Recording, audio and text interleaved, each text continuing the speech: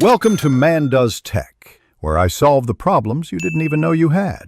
You will begin by ensuring the project has the JWT packages and configuration in place.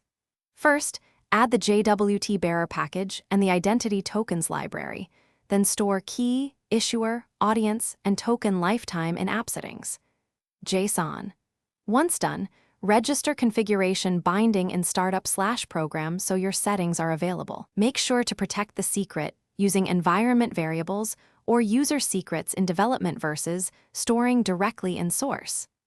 Now you're ready to wire up authentication middleware and token generation. You configure JWT bearer and configure services.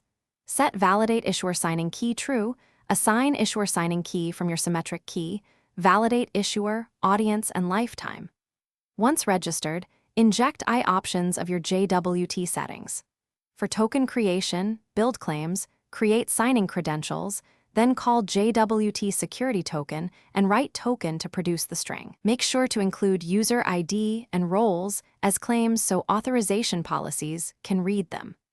Finally, add the authentication and authorization middleware in pipeline order so you finish by returning the JWT in the login response and instructing clients to set authorization. Bearer token on API requests.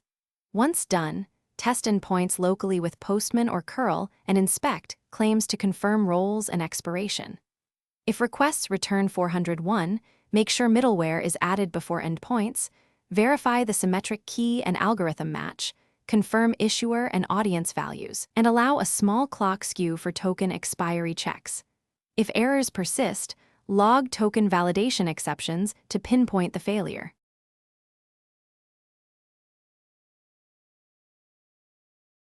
Thanks for watching. If you found this helpful, don't forget to like and subscribe.